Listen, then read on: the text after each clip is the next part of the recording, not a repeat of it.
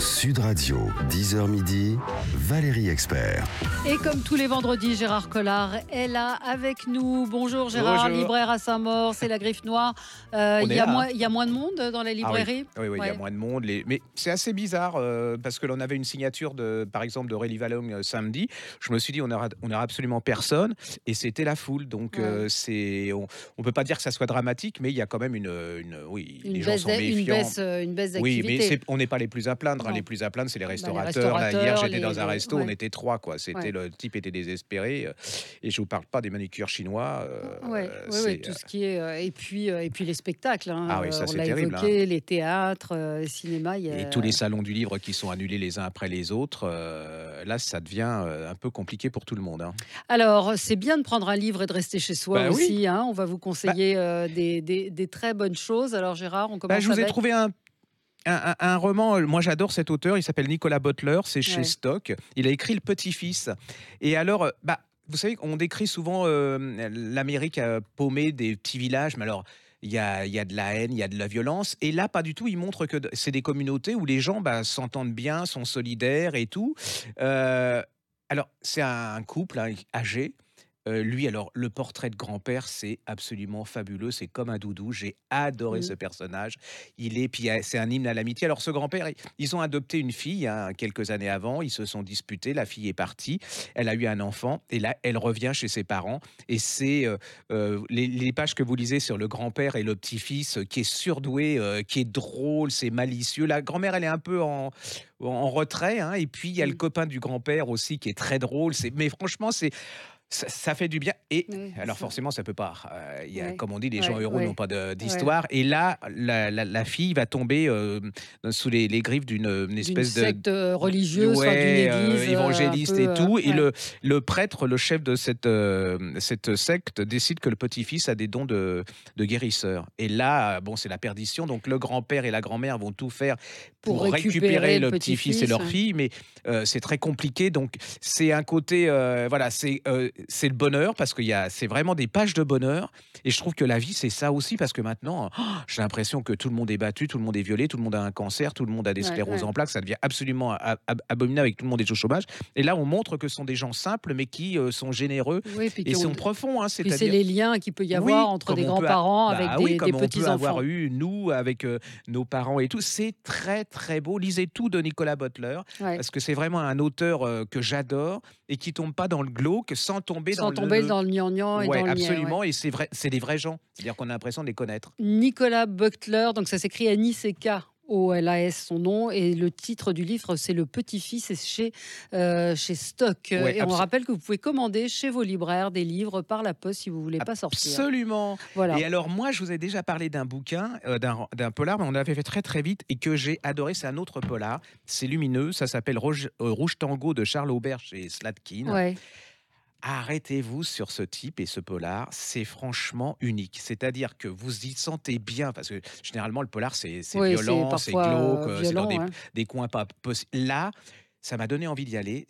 Vous êtes entre Montpellier et la Méditerranée, les marais salants, les étangs et tout. Et vous avez un monsieur qui était cadre et qui a décidé de tout abandonner. Lui, il fait les appâts, vous savez, pour les pour pêcheurs. les poissons. Et là, il va. Alors, c'est toute une communauté d'amitié. Ils adorent la bouffe, la gourmandise. C'est pour vous les huîtres, le vin blanc devant les étangs. Enfin, il a une manière de décrire. Rien que ça vaut absolument c'est réconfortant. C'est comme le précédent. Ça vous pose. Vous êtes moi, c'est comme un doudou. J'étais bien. Alors, attention, c'est un polar, donc il y a il y a une disparition, il y a une enquête. Absolument, vous êtes pris complètement dans l'enquête, mais les personnages sont tous chaleureux. Il y a un personnage de femme qui s'appelle Lizzie. Alors elle, c'est une tornade. Elle est libre, elle est passionnée, elle est amoureuse. Ils sont amoureux avec le cadre qui est un peu plus vieux. C'est une espèce de truc. Je t'aime, moi non plus. Alors la fin, c'est pareil. C'est une fin un peu terrible, mais c'est aussi vous pouvez pas leur en vouloir. Alors, redites le titre. Ça s'appelle Rouge Tango de Charles Aubert chez Slatkin. Il avait fait aussi... Slatkin. Slatkin. Oui. Il avait écrit aussi un bouquin qui avait le thème du bleu, parce qu'il y a la mer et tout. Absolument. Allez-y, c'est réconfortant, c'est beau, c'est pas glauque. Et vous avez passé un super bon moment. Parce qu'il y a le suspense du polar. Ouais, il n'y a pas le coronavirus. Et ça vous donnait... Moi, ça m'a donné envie d'aller voir ce qui se passait dans ce coin-là, parce que je sais pas. Il est magique, ce type est magique. Bon. Alors, ça nous a donné envie. Moi, 2 polars du même auteur, que j'ai lu le premier, j'ai lu le deuxième. Luc Frémiot, c'est un magistrat. Il a été 20 ans à la cour d'appel, avocat général à la cour d'assises du Nord. C'est quelqu'un que moi j'ai reçu. C'est pour ça que j'étais curieuse de ces polars, parce qu'il a été très précurseur dans les histoires de violences faites aux femmes. Il a mis en place des systèmes qui fonctionnent. Bon, ça c'est une parenthèse. Mais là, il raconte en fait de l'intérieur 2 affaires criminelles où il était avocat général. Donc il y a l'assassinat d'un ado par un agriculteur qui en avait assez d'être volé. Et puis le deuxième, c'est un assassinat d'un amant par un mari trompé. Et donc, ces 2 récits qui sont assez courts, ça fait 150 pages et on rentre vraiment dans l'intimité d'une affaire criminelle, dans un procès. En plus, il a un style assez direct, il n'y a pas d'adjectif, de fioriture, etc. Il épargne personne, donc c'est des histoires, je pense qu'il y a des gens qui ne vont pas être très contents, des avocats qui l'épargnent pas, des juges aussi. Et donc, on voit comment ces 2 procès, comment un procès se passe vu de l'accusation. C'est comme des polars reportages, quoi. Mais c'est vraiment romanesque. Ouais. C'est pas un rapport de cour d'assises. C'est-à-dire qu'il vous raconte l'histoire, les personnages, l'intrigue. Ce sont vraiment des polars. C'est dans la collection Affaires criminelles chez Michalon. Donc ça s'appelle Au clair de la lune pour le premier, et le deuxième s'appelle Adultère, comme le nom l'indique. Ça concerne un adultère. Voilà. Et Luc Frémiot, c'est le nom de l'auteur. Alors moi, j'ai été complètement vampé, ébahi, par un roman, mais qui parle d'un personnage que je considérais comme odieux, mais l'auteur s'appelle Jacques Ravenne, s'appelle La Chute, c'est chez Plomb. Et c'est sur Robespierre. Et c'est un livre absolument incroyable. Les premières pages, vous allez être complètement... Moi, j'ai été KO. C'est-à-dire, vous êtes dans un cimetière, il y a une charrette. Et il y a plein de corps. On dépose les corps dans une fosse. Et on voit que là, les gars qui transportaient les cadavres, alors les déshabillent, retirent leur... et là, il y a le cadavre de Robespierre, cet homme qui a terrorisé des gens pendant des années. Il n'est plus rien, il est dans la fosse commune, c'est hallucinant. Et vous allez pénétrer alors dans les 3 derniers jours de la Révolution, du règne de Robespierre, et vous allez voir comment tous ces êtres étaient... Il y a la peur qui... Vous flippez, hein. Ah oui, mais vous avez peur, parce qu'avec eux, vous vous dites, je vais y passer, quoi. Ils sont là. Alors, c'est des gens qui ont complètement... Ils vivent pas avec les hommes. Ils sont dans l'idéologie, dans les grands principes. Et si les hommes s'y complaisent pas, c'est qu'ils emballent pas la peine. Alors, vous avez des personnages, Fouquet-Tinville, on l'appelait le vampire de Paris.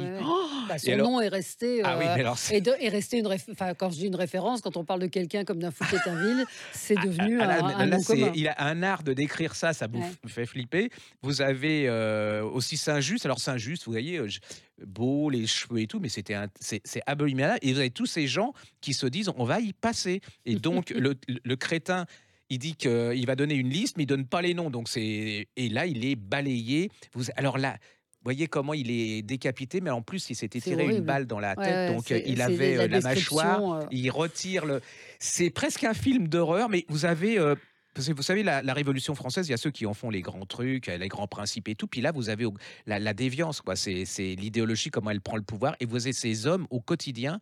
Moi, j'ai eu peur. Hein. Je veux dire, j'étais content quand il est mort. Il y est passé. Je me suis dit, c'est pas trop tôt, on l'a échappé. C'est d'une justesse historique absolument incroyable. Allez-y. Lisez Ravenne, en plus, il a écrit plein de romans historiques absolument géniaux, hyper bien faits. Mais alors celui-là, j'en ai encore des frissons et le poil qui se dresse tellement ce type, voilà. Ça a été. C'est abominable. En plus, il y croyait, quoi. C'est ça qui est terrible. Ouais, je voulais vous signaler un livre qui marche plutôt bien, qui s'appelle L'effet Louise de Caroline Boudet. Caroline Boudet, elle avait posté un message sur Facebook en parlant de sa fille qui est trisomique, en disant Louise a 2 bras, 2 jambes, des bonnes grosses joues et un chromosome en plus. Ce 47e chromosome n'est pas ce qu'elle est, c'est ce qu'elle a. Ça a été vu 1 million de fois. Elle a publié un livre où elle raconte raconte la naissance de cet enfant. Et puis là, elle raconte, c'est un nouveau livre dans lequel elle raconte l'arrivée à l'école de cet enfant avec à la fois les difficultés, l'épuisement, avec la crèche, comment son frère se comporte avec elle. Alors j'étais très surprise de voir que c'était dans les meilleures ventes. Oui, Et en fait, elle raconte très bien, sans misérabilisme, ce que absolument, c'est que c'est le ça qui fait. quotidien d'une maman, d'un enfant différent, comme on dit, d'un enfant qui a la trisomie 21. Et voilà, Ah non, puis c'est un très, très oui. joli, Et on a livre. beaucoup d'empathie, mais c'est pas, s'il vous plaît, C'est pas non, non, misérabiliste, pas ouais, du ouais. tout. C'est très, et puis elle est très digne, très Puis elle est courageuse. très positive Ah en oui, plus. très. Et Non, non, puis c'est. sa fille, elle est jolie dans ce. Enfin, Ouais, ouais. on a beaucoup d'empathie pour Ouais. cette petite fille, puis pour cette femme. Et puis c'est bon. Ouais. L'effet Louise, donc c'est chez Stock et l'auteur s'appelle Caroline Boudet. Alors, Alors, vient quoi de d'autre? paraître. Alors moi, j'étais un peu sceptique, mais je me suis fait avoir. Ça s'appelle La Cité de feu de Kate Moss chez Ah oui, Sonatine. mais j'en ai parlé la semaine dernière. Ah bon? Mais oui, Ah j'en ai bah, parlé je la vous semaine écoute avec dernière. moi. Vous m'avez même pas Oh, écouté. je vous Mais écoute pas, c'est si, ce qui me sauve. mais si. Oh, j'ai adoré. C'est Mais comme les piliers de oui, la c'est comme terre. les piliers de la terre. Vous vous souvenez pas que c'est vous qui avez dit oui, ça ressemble aux Mais, piliers de la mais oui, terre. mais j'étais en Eh plein ben dedans voilà. et c'est les piliers de Et la voilà, terre c'est moi qui vous l'ai recommandé la semaine avec dernière. C'est voilà, l'héroïne qui est libraire, fille de libraire. absolument. Alors j'en ai mal parlé puisque Mais Gérard n'a non, même c'est pas parce que retenu. Kate voilà. Moss, alors c'est pas la top modèle, hein, Non, on vous non, mais oui, rassure. absolument, bah oui. Ça s'écrit MO2SE Et et c'est franchement, moi je suis pas très roman historique, mais j'ai été prise par complètement dedans. Moi, l'histoire. je me suis fait Ah, avoir jusqu'au bout. complètement, hein, Ah jusqu'au ouais. bout. C'est vraiment la référence en matière de roman historique. Vous allez être, mais vraiment Scotché hein, par ça. scotché par ce Ah livre. oui. Si vous êtes, Donc effectivement, elle est fille de libraire et vous êtes dans la vie quotidienne en fait. bah, il y a Et ça va jusqu'à la Saint-Barthélemy. voilà, protestant, Ouais. catholique. Lui, il est Les catholique. Huguenots. Non, lui, il est protestant. Elle est catholique. Enfin, il y a plein. Ah oui, alors ah, mais c'est. Et ben voilà, Voilà. ça fait plaisir. Hein. Ils m'écoutent pas, les gens vous m'ont écouté en tout cas. Et allez-y parce que vraiment encore une fois, quand on nous dit mais qu'est-ce que je peux lire, etc. Si vous aimez les sagas historiques, ce livre-là, vous ne le lâcherez pas. Hein. Vous Ah pouvez oui, tout non, ça lire tout. d'elle. Il y en a plein en collection de poche. Il y avait La fille du taxidermiste, il y a eu Citadelle, Ah oui. Labyrinthe. Labyrinthe, c'est énorme. Hein. Ouais. Et là, c'est vrai que le Mais je trouve que là, dernier, elle ressemble vraiment c'est vraiment du Ken Follett, mais dans le bon sens du terme. Elle n'a pas copié, hein, elle n'a pas plagié, mais dans le sens de précision l'intrigue. En historique, plus, c'est basé romanesque. à Carcassonne. Ça se Carcassonne, passe vous à pouvez. Carcassonne. Ouais.